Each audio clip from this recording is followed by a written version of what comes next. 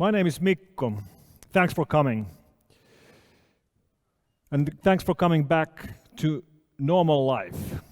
After all this time, it's such a great time to see real people in real building with a real conference.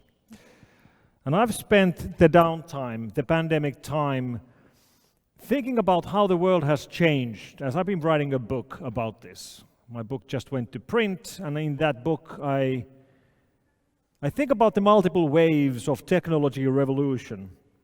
You see, this time is such an exciting time to be alive. The world has never been changing faster as it is changing right now.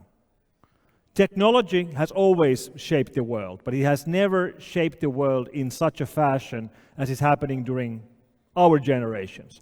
If you imagine someone being alive 500 years from now and looking back at us and looking back at our generations, looking back at our time, the most important thing he would say about us is that we, you and me, we were the first people who started living their lives both in the real world and in the online world. That's who we are. That's how we will be remembered. We are the first people in mankind's history who are living on the internet. The mankind has walked this planet for 100,000 years, and then internet appeared during our time, and internet will be part of mankind's future forever. This change is just happening right now, which is really great and it's really awful. Internet is the best and the worst thing that has happened to us during our lifetime. Yes, it's giving us all these massive new opportunities, all this new business, all this new connectivity, all these new types of entertainment. It's great. I love the internet, but it's also totally changing the way we expose ourselves to risks. It has killed privacy. It has enabled unlimited amount of criminals who couldn't reach us before the internet now to reach us through the internet. Before the internet, crime was different. If you look at statistics, for example, well, I live in Helsinki, Finland. In 1991, there were around 400 bank robberies in Finland every year. Today, there are no bank robberies in Finland. Like, why would you rob a bank? Banks don't have any, there's no cash. First of all, there's no banks. Second of all, there's no cash in banks. Banks do get robbed, but they get robbed online.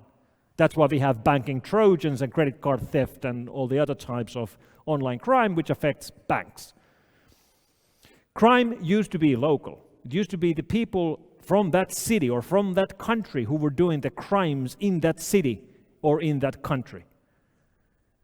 Before the internet, if you were hit by crime, it was someone stealing your wallet or breaking into your house and stealing your television or something like that. And those criminals are criminals from your city.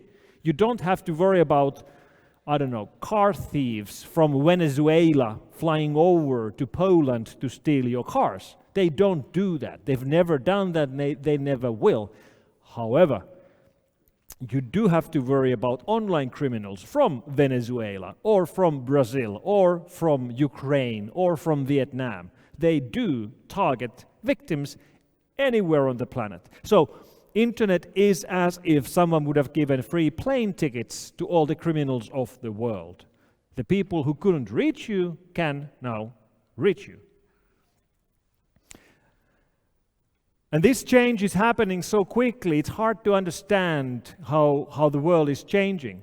So, I was born in 1969, which means I'm older than TCP/IP, the protocol, which was invented a month or two after I was born.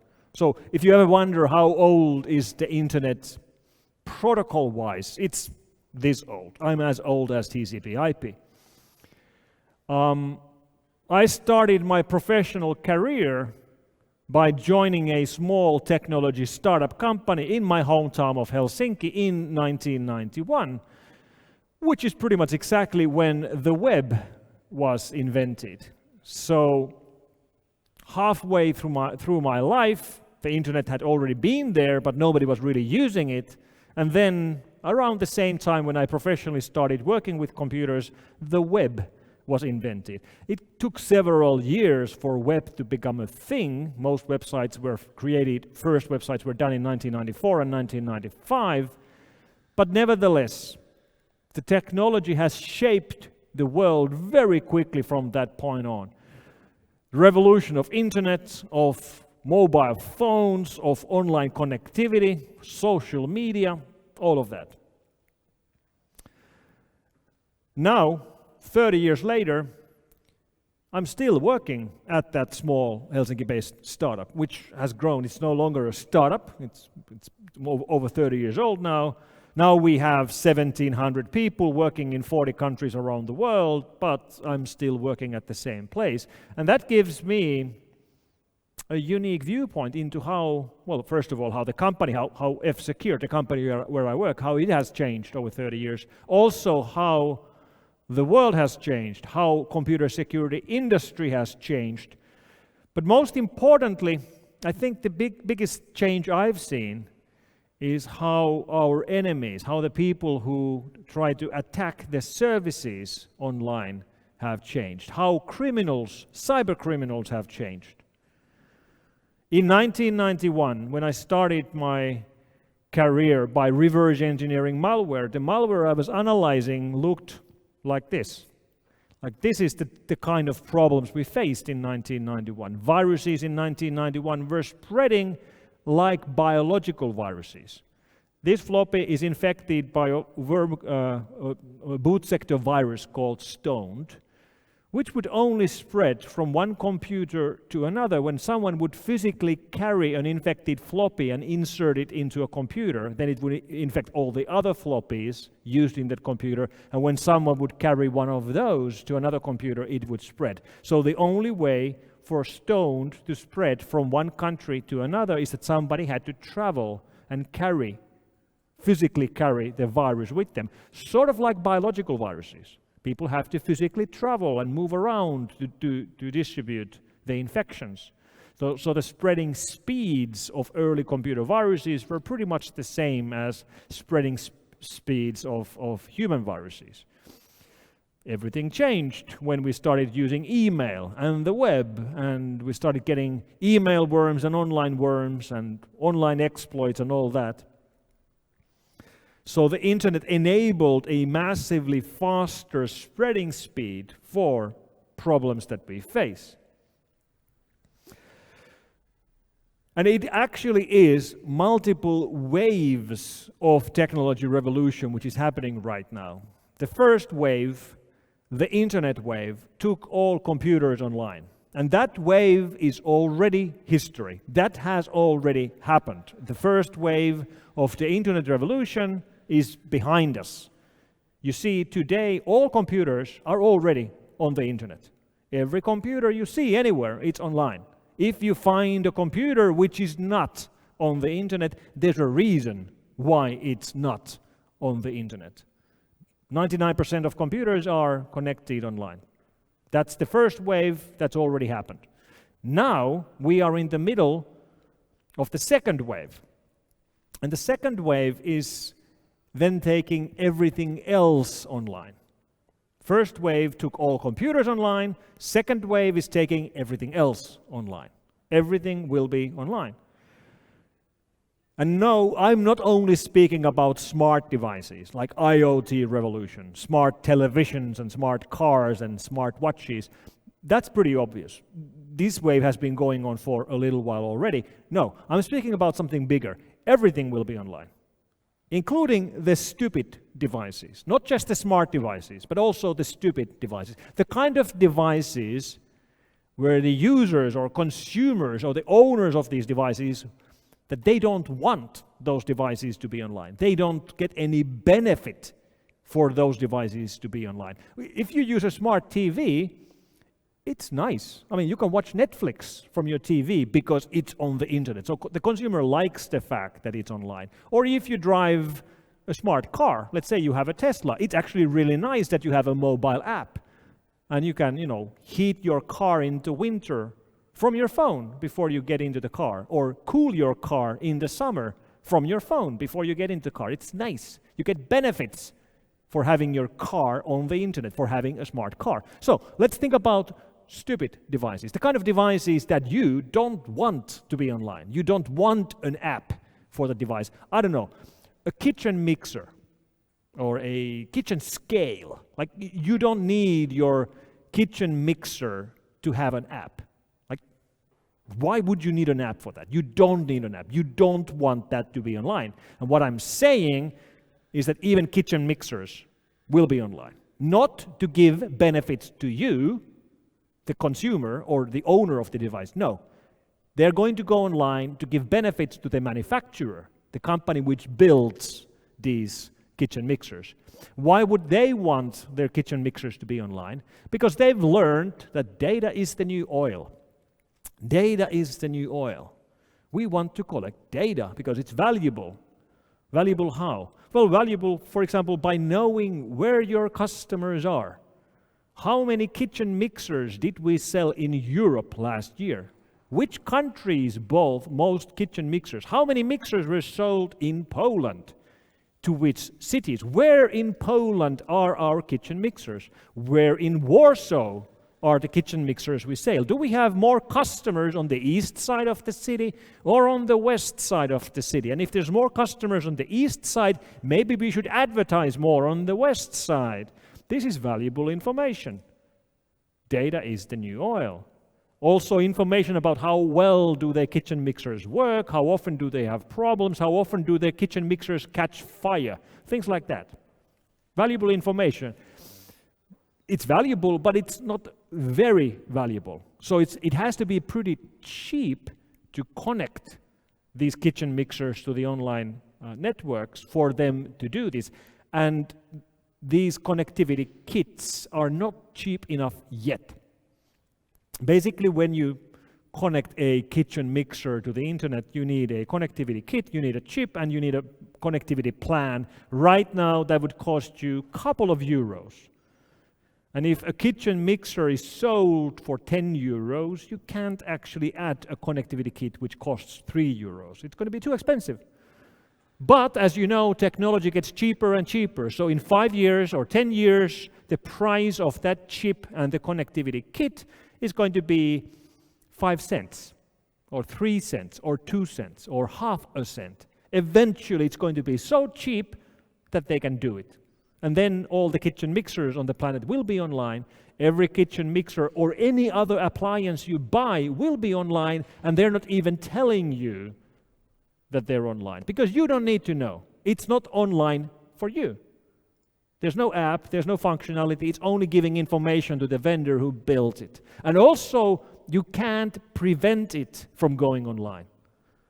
You can't block it from your Wi-Fi, because it's not using your Wi-Fi. It's going to the internet using 5G or 6G or Zigbee or Sigfox or any of these other technologies that we're building.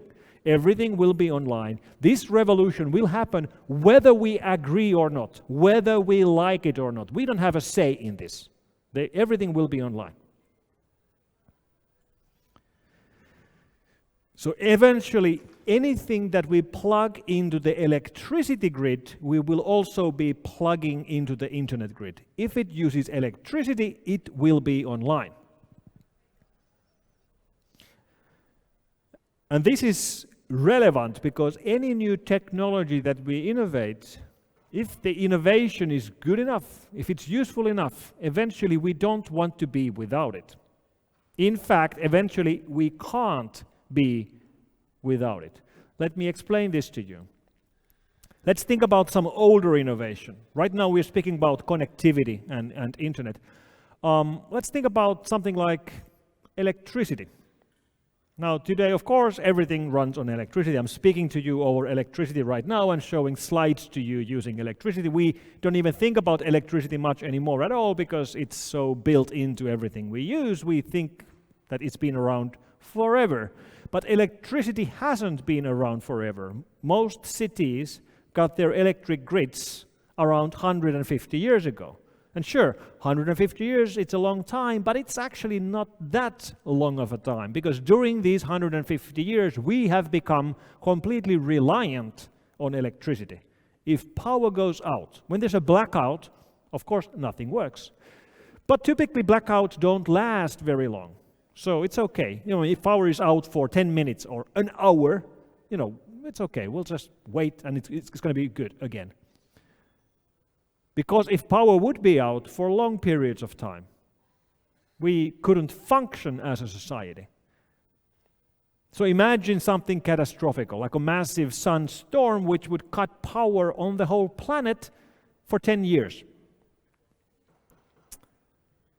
Well, our societies would not function, because without power we couldn't do anything. Our factories would not run. We wouldn't be able to communicate. We wouldn't be able to move around. Your car might have a gas tank full of gas or a battery full of power, but when you're out of that, you can't refill the car because gas stations don't work without electricity. And of course, you can't recharge your car because there's no electricity. Even the power generators running on diesel would run out of diesel because you couldn't get more diesel because there's no electricity. Factories wouldn't run, we couldn't feed our people. People would start dying without electricity. That's how reliant we've become of electricity, and that's exactly what's going to happen with connectivity. Internet is going to become exactly as mandatory as electricity.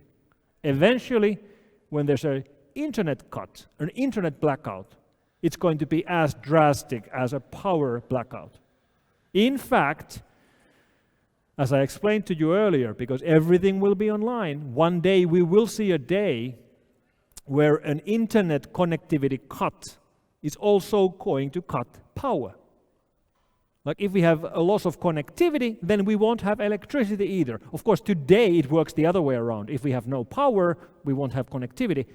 It's going to be both ways. Losing either one will also make us lose the other one. Sounds far-fetched? Yeah, right now it is, but this will happen. This is going to happen. Connectivity will be as mandatory as electricity. Today, when we have an internet blackout, it's mostly just being expensive or it's a nuisance. Yeah, we can't send email or we can't use our mobile apps, or maybe our company can't sell things online, which is expensive. But we'll live. Factories continue operating. You can still move around with your car even though there's no internet. But eventually, none of that will work. Eventually, it's going to be as bad as losing power.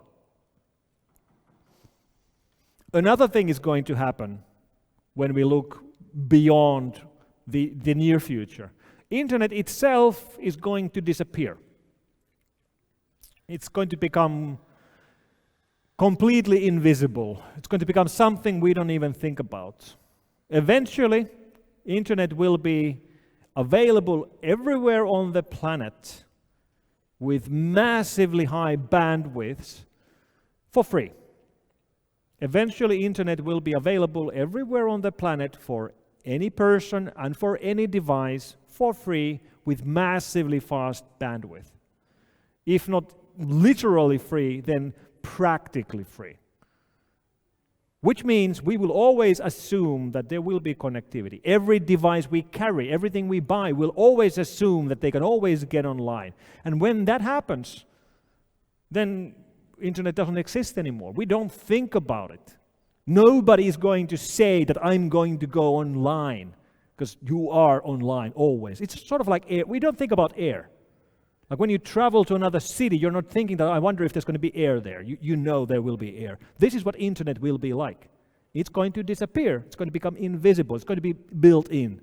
You assume it's going to be everywhere, and every device will do the same thing. Another thing which is going to happen in the long run is that computing will be unlimited and free. Again, this is going to take a while, but imagine something like AWS or GCE or Azure available for every person and every device and every application anywhere on the planet with unlimited resources, and it costs nothing. If not literally nothing, then practically nothing.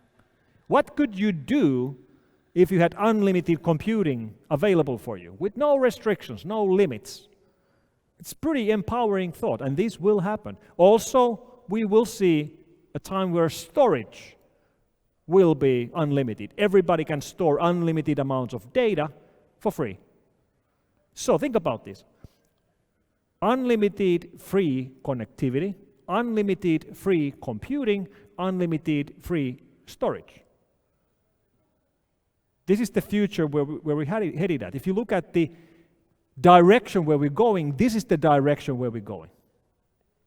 And that's a pretty powerful vision for future. I mean, I think we will be able to do great things when we are not restricted by connectivity or limits of computing or limits of storage, or for the fact that we have to pay large amounts of money for any of these. It's all becoming cheaper and faster and bigger. And then we will face the third wave of the revolution, which is going to be things enabled by machine learning, things enabled by artificial intelligence.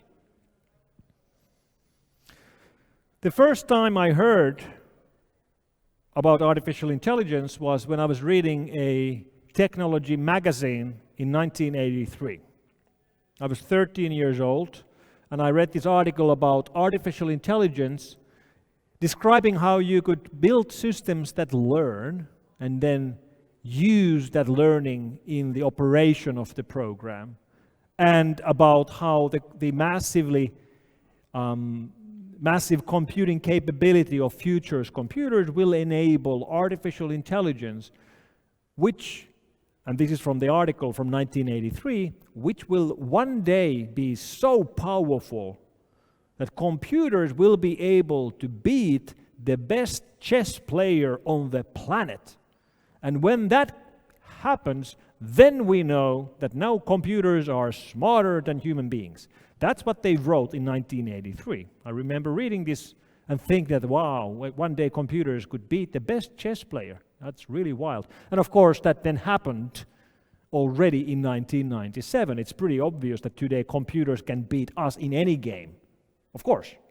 It wasn't obvious in 1983, but it's obvious right now. And when that actually happened, when computers actually beat humans in chess, we sort of moved the goalposts and sort of decided that, that's not actually intelligence. It's just a very fast calculator. That's not really intelligence. So we sort of keep moving the goalpost because it's quite clear that computers are much, much better than humans in narrow applications like games or searching the internet or, I don't know, recognizing patterns. But they are not better than us in general intelligence. Tesla's self-driving algorithm is pretty good in driving a car, but it can't do a painting. Google's search algorithms for internet are pretty good for finding information, but they can't drive a car. So they're narrow applications. They can only do that one thing. That one thing they do better than humans, but they can't do everything we do. Will they ever be able to do the things we do, like everything we can do? I don't know. And I don't know if anybody's even thinking or trying to do that. It's not really necessary for us to build general intelligence for most of the things we're trying to build, but for the sake of argument, let's think about this. Could we one day build a computer which would be smarter than humans, and even more importantly, every human would agree that yes, this is now artificial intelligence and it's smarter than us? So what would we have to build so that then everybody would agree that yes, that thing is smarter than humans in everything. Well, how about building a human brain simulator, like a massively large computer which would simulate every single neuron and every single synapse human brain has, so it would be able to emulate exactly the human brain operation.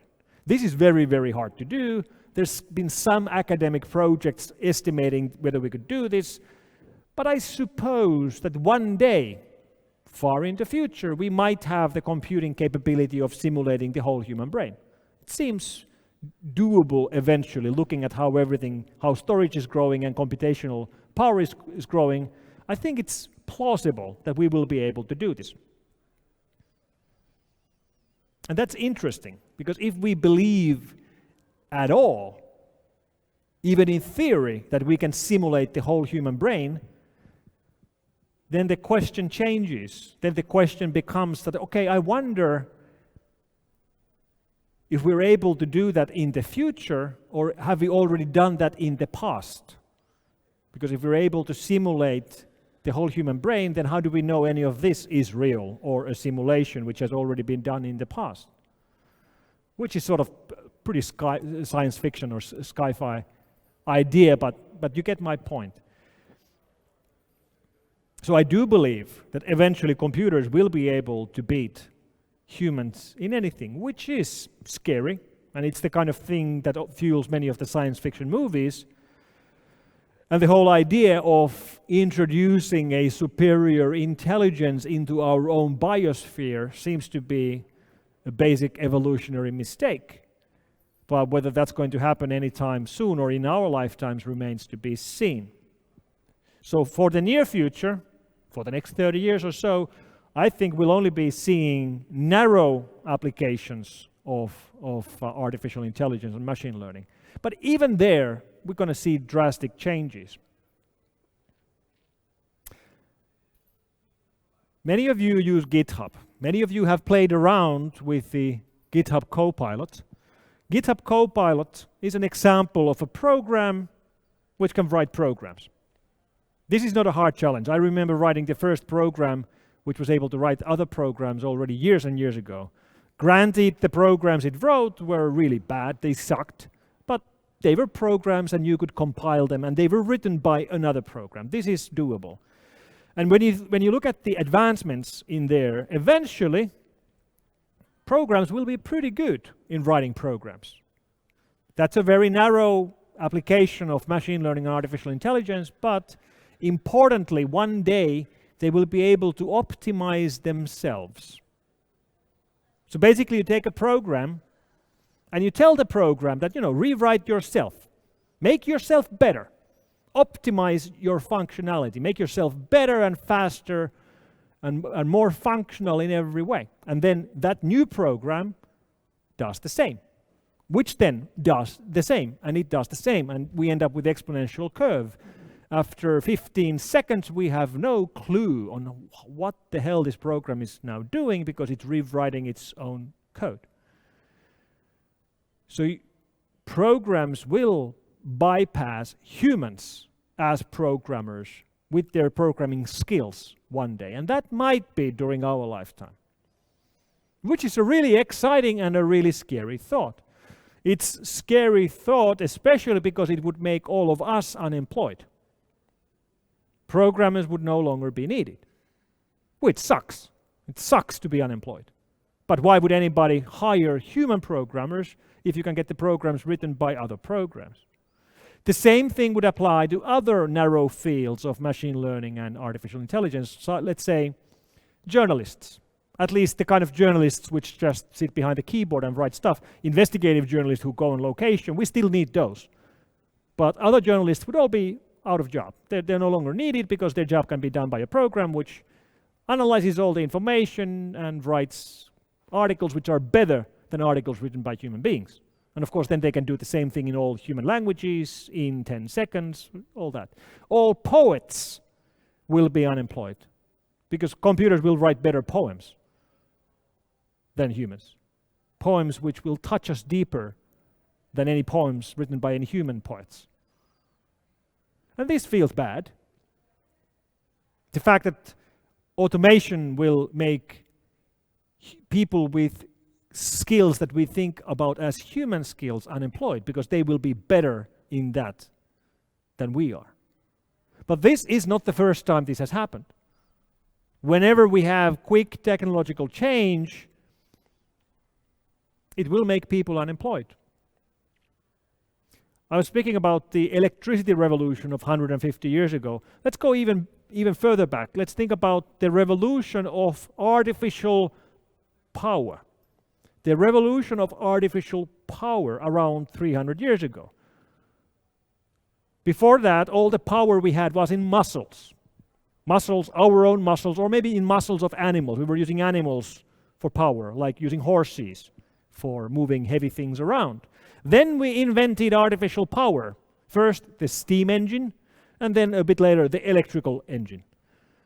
And artificial power made a lot of people very, very unhappy because artificial power made a lot of people unemployed.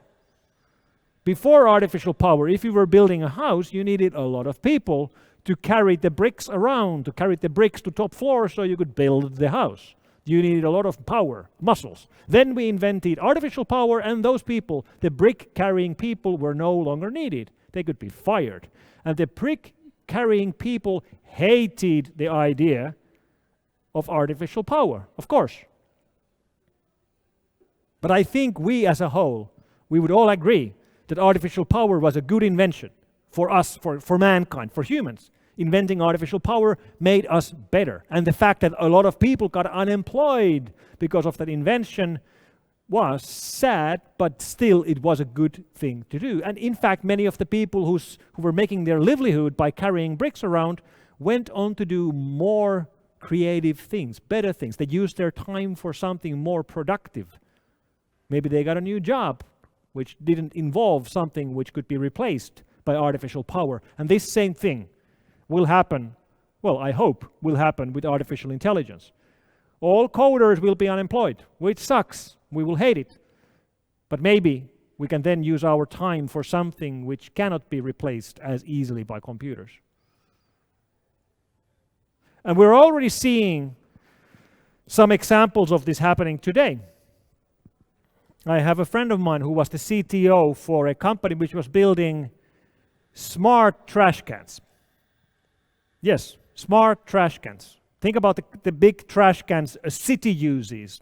The city of Warsaw has 100,000 trash cans which are being emptied by these trash trucks which drive around the city and empty the trash cans. So they built these sensors. They called this the Internet of Bins.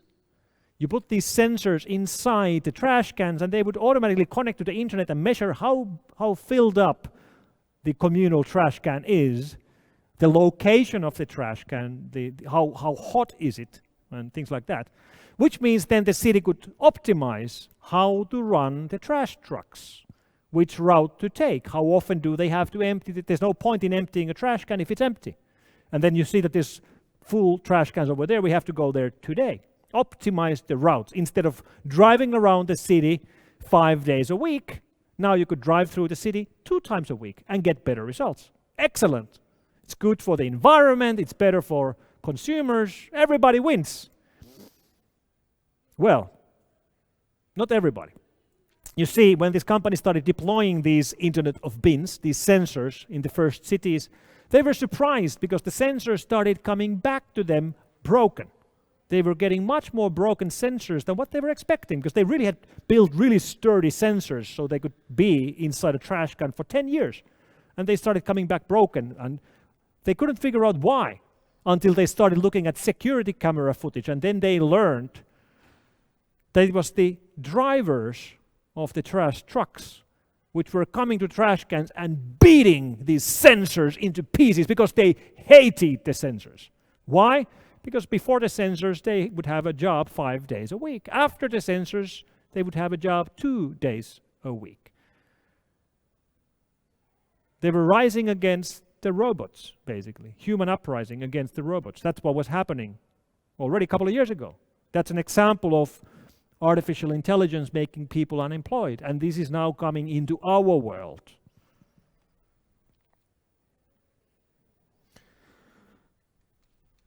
Now we, who work in computer security industry, we've been using machine learning for quite a while.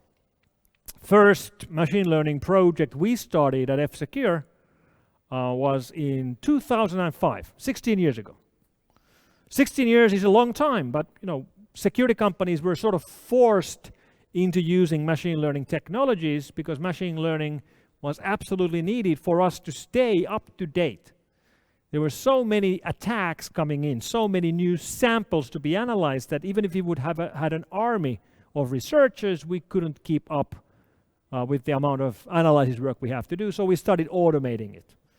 So today, basically all security labs run not fully automated, but largely automated. We automatically search for new attacks.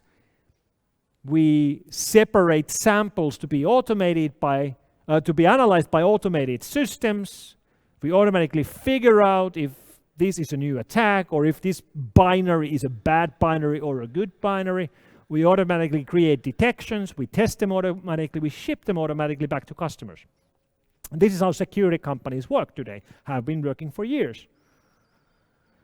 And when I speak about these technologies with journalists, a very, very common misconception is that they believe that the enemy, the attackers, would be using machine learning as well. And I tell them that no, actually, we haven't seen that. We haven't seen online attacks which would use AI. And very often they argue with me that no, of course we have. It's happening already. And I tell them, no, it's not. It's not happening, not yet. And then they argue, no, I've read about this. I've read all these things about this. It is happening. So what I've started doing is that I give them a metaphor. This is a Volvo XC90. Imagine that you buy this car. Really nice, Swedish, really safe car. You drive it home, you park it in your parkway, then you go bragging to your neighbor about your new car. Hey, I bought a Volvo XC90. Pretty nice. It's the safest car on the road. Really, really safe car. If you get in an accident in a Volvo, you're likely to survive. In fact, it's unlikely that you will end up in a crash in this car because these cars crash less than other cars. And your neighbor completely disagrees. He says, no, you're wrong. These cars don't crash less than other cars. These cars crash more than other cars. And he can prove it to you. And to prove it to you, he goes to YouTube and shows you videos of crash tests. And now you are both correct. You are correct. It is a safe car. He is correct. These cars crash more than other cars because Volvo does more crash testing than other car manufacturers. But these are the kinds of crashes that don't make you less safe. These are the kinds of crashes which make you more safe. And this is what's happening in the world of attacks using artificial intelligence. There's tons and tons of papers and research and articles about things that could be done by attackers using machine learning. Like malware with self-modifying code, or phishing attacks which learn how to avoid detection. But that's all academic research or industry research. Like we do a lot of research in this ourselves. We do research into what could be done, what bad things could be done with machine learning, so we would be better equipped to react when they actually happen. But that's not real attacks. That's crash tests. So how can I tell you that we haven't actually seen machine learning fueled attacks yet? Well, the most likely thing attackers would do with machine learning is that they would replace the back ends of their malware campaigns, which are right now being run by humans. They would simply replace those humans with a simple program which would learn what to do. It's so easy to do that it will be done soon. It simply hasn't been done yet. So, typical malware campaign today, like ransomware operation. They are sending out the malware, typically over email, not always, but let's say it's over email. They're sending out emails to tens of thousands of addresses with a malicious link. Whenever somebody clicks on the link, then they will end up getting exploited by a website which will drop a Windows executable and infect your system. These guys running this operation are sitting behind their computers, sending out the email and watching how well does it work. Like, how well are our malicious emails going through, or are they getting blocked by operators or telcos or spam filters? And when they're getting blocked, they will modify the email and make sure it works better. Then they're seeing how well does our malicious link hit the end user's computers. Are they actually seeing it, or is it being blocked by a security program or by a firewall? And if it's being blocked, they modify the email to make sure it goes through better. Then they look at the success of the actual binary, the malicious program. If it's a Windows system, the Windows exe. Is this getting detected and blocked by intrusion prevention system or by endpoint security? And if it is, let's recompile the program. Let's change the code. Let's make sure it works better. This is now done by humans, but obviously this could be replaced by a computer, a learning system which would see how we, security companies, how we react. And when this happens, it will change the game so drastically that we would, of course, see it immediately. Because right now, 50% of this picture is automated. The attackers do manual attacks, send them, and we automatically detect them and respond to them with machines. So our reaction is very quick. Their reaction is very slow because it's done by humans. So it's a game of ping pong. They send pings to our court and we reply with a pong immediately because it's automated. Then it takes a while and then we get a new ping and pong comes back immediately. When the pings are automated, then it's going to be ping pong, ping pong, ping pong like this. And the rate of the speed of this exchange is going to explode. It's going to be very, very visible to us when this happens, and it hasn't happened yet. The only thing that can beat a bad AI is a good AI, and we will end up with this arms race when the change happens at their end. So is it going to happen? Well, yes, it is. When will it happen? Well, I don't know, but it does remind me of this. This is a cartoon we did 5 years ago. Yeah, that's me. 5 years ago, I invented a term called Cybercrime Unicorns. Then we did some research on this. We did a white paper on this. We did a comic about it as well. I don't remember why, but we did. And the title of the comic was, Will We See a Cybercrime Unicorn? Now, unicorn is the term we use for private unlisted companies which are valued at over $1 billion US. Back then, I was thinking about Spotify, Uber, and Airbnb. They're no longer unicorns because every single one of them has gone public. So now they have real valuation. Unicorn is the term we use for unlisted private companies where we estimate the valuation. And if it's over $1 billion USD, then it's a unicorn. So the question I had 5 years ago was that, would we one day see cybercrime gangs, which would be unicorns? Cybercrime gangs which would be worth over $1 billion. 5 years later, I can give you the answer, yes, they exist today. They exist for two reasons. Reason number one, ransomware operations as well as business email compromise operations are making more money than ever before.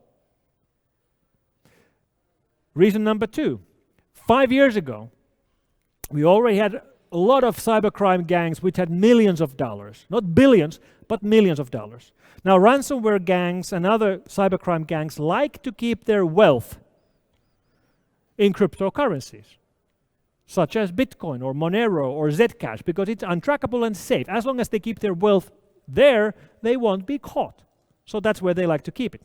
5 years ago, we had plenty of cybercrime gangs which were holding 20,000 Bitcoins. 5 years ago, a Bitcoin was $500. So if there was a cybercrime gang worth $10 million, they were holding 20,000 Bitcoins. If they're still holding them today, when one Bitcoin is $50,000, well, 20,000 Bitcoins today is $1 billion USD. So all they had to do was just to sit on their wealth, and now they would be a unicorn. So cybercrime unicorns exist. They've appeared over the last 5 years.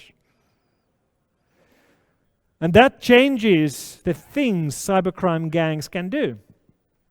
now they can afford to invest into their attacks. This is why we now see ransomware gangs with professional support departments, which will 24/7 answer questions to their clients, also known as their victims. They run their own data centers. They run their own financial people. They are operating like any organized crime gang. They can also afford to invest in the attacks themselves. When we look at, for example, the Kaseya supply chain attack, which we saw 2 months ago, that was done with the 0-day.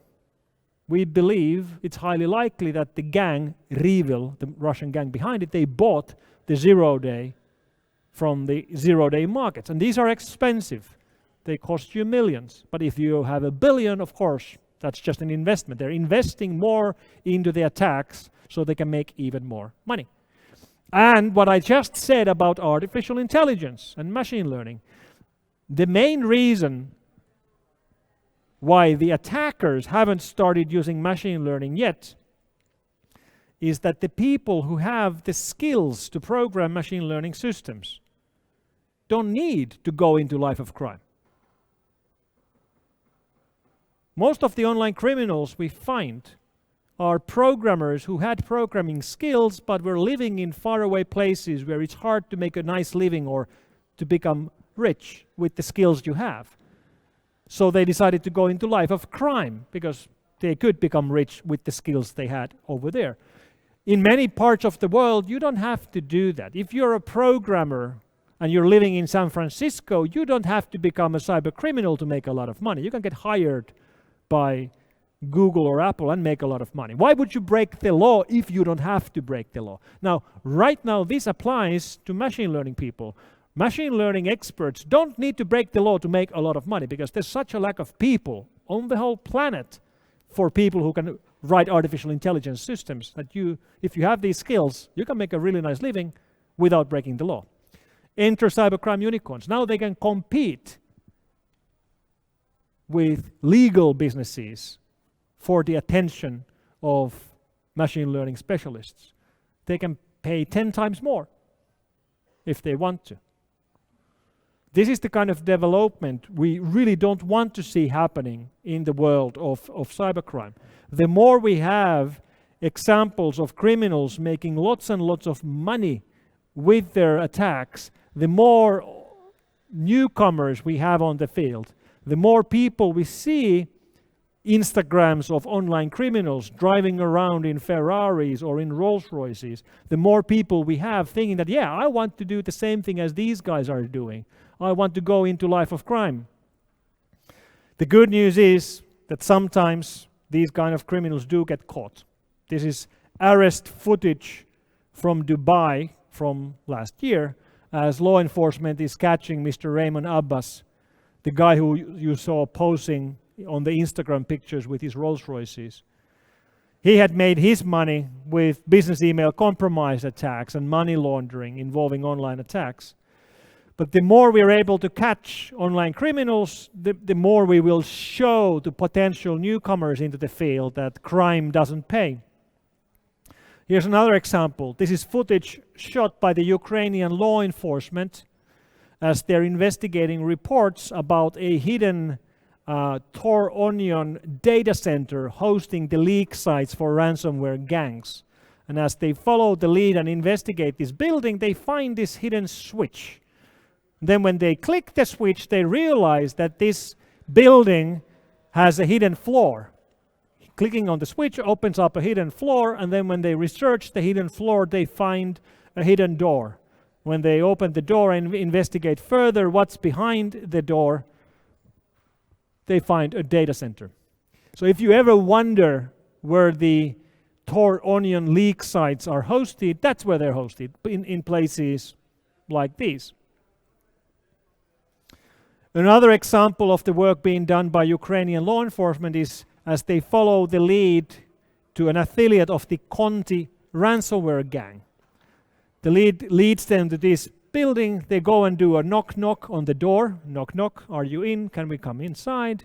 And then when they go inside, they find, well, this is how cybercrime billionaires keep their money, either in cash or also in precious metals. I first thought that these are gold bars, but then one of our analysts told me that no, this is actually silver. That's what silver looks like. So it's not as valuable as you think, but it's still pretty valuable. So it's interesting to see that they're not holding all their wealth in cryptocurrencies. All of it actually goes, some of it actually goes back to currencies like these, or holding it in physical wealth like silver. And it's not just the fight that we have to face with cybercrime gangs and criminals. Today we also have to accept the fact that more and more of online activity, offensive online activity, is being done by nation states, being done by intelligence agencies, by militaries, and by governments. Governments writing malware. It's a pretty interesting and pretty far-fetched thought, but this is exactly the world where we live in. Some of these attacks are espionage, some of these attacks are sabotage. But today, all governments are interested in not just defensive use of cyber power, but also offensive use of cyber power. Cyber weapons work. Cyber weapons are effective, affordable, and deniable. Cyber weapons are effective, affordable, and deniable. They're effective, they get the job done. They're affordable, they're cheaper than traditional weapons, and they are deniable. You can deny it's not your weapon. A weapon which is effective, affordable, deniable is a pretty good weapon. No wonder governments are interested in these. And then we have the challenge of governments harboring online criminals or not doing their part of work in catching online crime gangs. Crime gangs have been avoiding victims in their own countries for years and years. They know that it's a good business sense to target victims in faraway countries. Don't hit people and companies in your own country, because then local law enforcement will come after you. Only target people in faraway places and local law enforcement will leave you alone. This has been the norm. But now we might see change coming. So let me play you a video clip from President Joe Biden. I talked about the proposition that certain critical infrastructure should be off limits to attack, period. By cyber or any other means. I gave them a list. If I'm not mistaken, I don't have it in front of me, 16 specific entities. 16 defined as critical infrastructure under U.S. policy, from the energy sector to our water systems. Of course, the principle is one thing. It has to be backed up by practice. Responsible countries need to take action against criminals who conduct ransomware activities on their territory. Responsible countries have to take action against criminals who conduct ransomware operations on their soil. Very true. And we have actually now seeing a little bit of change happening in this space. Russian and other law enforcement from countries where ransomware gangs operate from have been more active in cutting down these operations. But we don't believe any of the big ransomware gangs like Rivil or Ruik or Conti or Doppelbeimer would be linked directly to Russian government or any other government. We believe they're crime gangs which just are operating from countries where they have been left to operate fairly freely because they haven't been targeting local victims and local companies and local enterprises. So this is the world where we live today. We're living in middle of multiple waves of technological revolution. Slowly but surely, our societies are becoming dependent on connectivity, just like we have been dependent on electricity. The internet is the best thing and the worst thing which has happened during our lifetime. It has brought us so much good, but it's now bringing us all these new risks. Not just risks of crime, but it's also slowly but surely making all of us unemployed as well. And we used to worry about just securing computers, but as everything is now becoming a computer, we're no longer just securing computers. We're securing the whole society. And rarely is anyone thanked for stopping the disaster that did not happen. So let me thank you for doing your part in stopping disasters so they will never happen. Thank you for your work, and thank you for joining us today. Thank you very much.